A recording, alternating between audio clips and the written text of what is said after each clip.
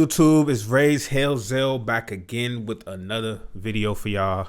So in this video, we're gonna go over some recent news that just came out not too long ago. We're gonna go over the injury report, and we're gonna go over some keys to victories to get us this dub tomorrow, and also my score prediction. So with that being said, first things first, let's go over what just happened probably like an hour ago. Emmanuel Forbes was just released. That makes all of Ron Rivera's first round picks are no longer with the team. So in 2019, we drafted Montez Sweat. We traded him to the Bears last season. 2019 QB Dwayne Haskins. We cut him, rest his soul. 2020 Chase Young, we traded him to the 49ers. I think he's now with the Saints. Jamin Davis, we cut him not too long ago. Jahan Dotson, we traded him to the Eagles, and now Emmanuel Forbes was cut that we drafted last year.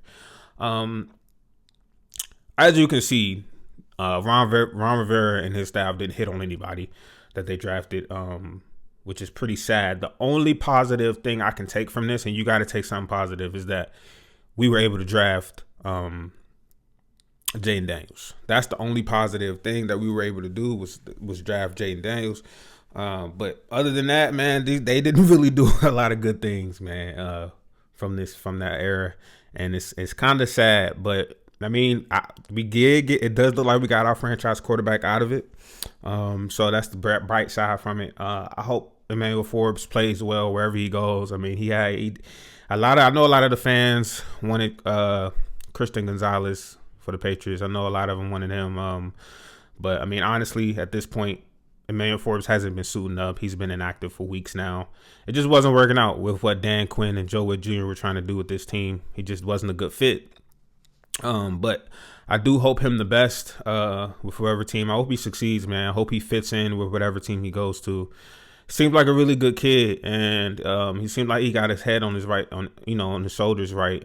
And for me, I think the biggest thing why we cut him is that he just wasn't physical enough, and he didn't have. I don't know if his eye discipline wasn't there, or he just wasn't a ball hawk like he was in college. Because if you're not going to be physical, you got to turn the ball over. You got to get picks and interceptions and stuff, and that's just not what he was doing. He wasn't a great tackler, so he got to make up for it somewhere, and he wasn't making up for it, so we couldn't play him ultimately. But shout out to him, man. I hope he has a good career somewhere else.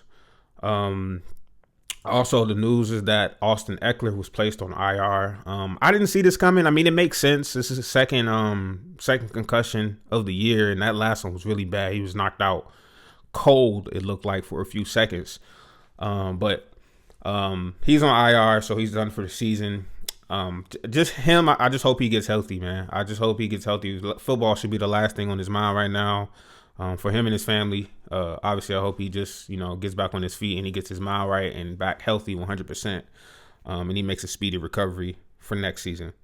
I think this is going to be a blow to our offense. I mean, I think he was the third leading receiver for our offense. I know he was top 3 at least. But you can't really recreate what he brings to the team. In terms of how he can, he's very small and compact, so he can bounce off tackles. He can fit in tight spaces. He's also on the kick return. He was a good kick return for us. We don't really have anyone on the offense that can kind of recreate that. I know McNichols and Rodriguez are now going to be taking his reps. And they're solid, but also Ekeler was just a little bit different. Him and especially to the start of the season, him and Brian Robinson Jr. were just a really good 1-2 punch. But I mean, it is what it is. It's football. I mean, you lose players every week. Injuries part of the season, and I just wish him a speedy recovery as well. We elevated Carl Davis, defensive tackle, from the practice squad, and Zane Gonzalez is now our kicker now that we know that Austin Seibert is out. With that being said, let's hop into this injury report we got right here. So we're gonna start with the Commanders over here.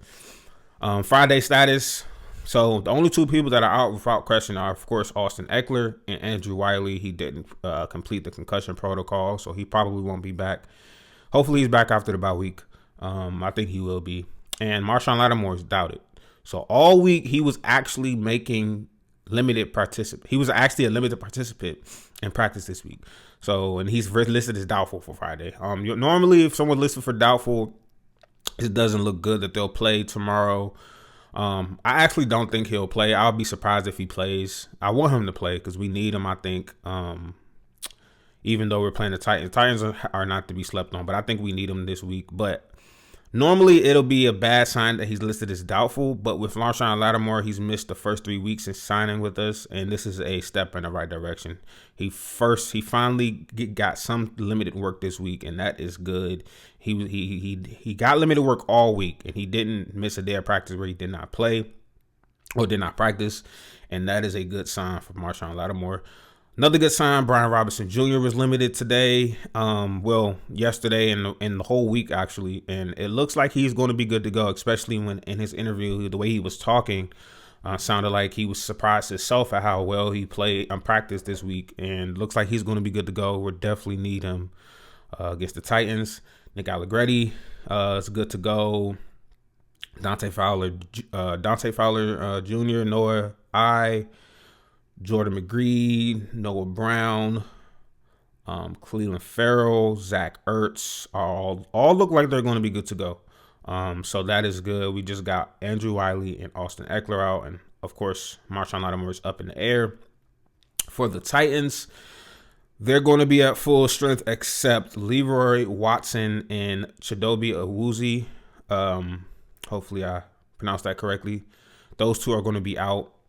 Chidobe is a pretty solid cornerback. So we'll see how their defense looks without him. I don't know if he was out last week at all, but he will be out this week. And also Justin Hardy. I'm sorry, not Justin Hardy. Ty J. Spears is questionable, but it looks like he's going to play as well. So it looks like just Chidobe and Leroy are going to be out for the Titans in that regard. Yep. So that's it for the injury report. Let's hop into some of these keys to victory. So on defense, man, we have to get to the quarterback. Will Levis, he likes to turn the ball over. Their offense is near the bottom of the league. We have to get to the quarterback. Their offensive line is near the bottom of the league in almost every offensive line metric. Dante, Dorrance, we got to get to them. We got to get to the quarterback. I mean, I really want to see our defensive tackles, Deron Payne and our rookie. I really want to see them be in the backfield for much of the day. I mean, we haven't really gotten any defensive line pushes these last few weeks on this losing streak that we're on. So we really need to get back to, getting to the quarterback. Fowler has been good with getting to the quarterback. I think he still has 6 sacks. So he hasn't really had a sack, I don't think, these last 3 weeks, but he needs to, we need to step it up and get to the quarterback this week. If this was a week to get to the quarterback, I mean, if we ever were going to get to the quarterback at any point in the season, I think this week would be it. This offensive line, in my opinion, is just not good.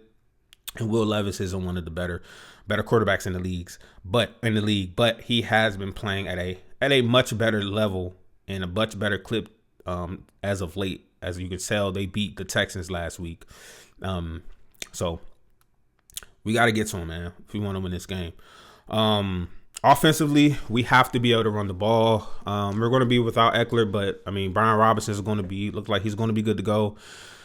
We got to be able to move the ball. We got to be able to run the ball efficiently with Brian Robinson Jr. I mean, our line has to be able to get some type of push. They haven't been doing that these last few weeks. We got to be able to get Brian Robinson some push so we can get some good chunk yards in the run game. And we got to get Terry the ball, man. We have to get Terry the ball. That's just that. I mean, he shouldn't be going weeks with one pass and just a couple of targets. Man, we got to really make it our prerogative to get him the ball. If that's moving him around or whatever, calling specific flashy plays for him, whatever you got to do, put the ball in his hand. I'm tired of seeing him with 1 catch, 2 catches, and not making any impact on the game. Get him the ball. Whatever. He's our best offensive player by far, and we need to give him the ball. That's just what it is. And also, we got to be able to protect Jaden. I know Andrew Wiley is out with the concussion, but I mean, we got to be able to protect Jaden. This is a very, very good defense. They're top 5 in a lot of metrics defensively, and they're physical. They're a very physical team. So, but we got to be able to protect Jaden. We got to be able to make sure we get these runs off, at least 4 or 5 per clip.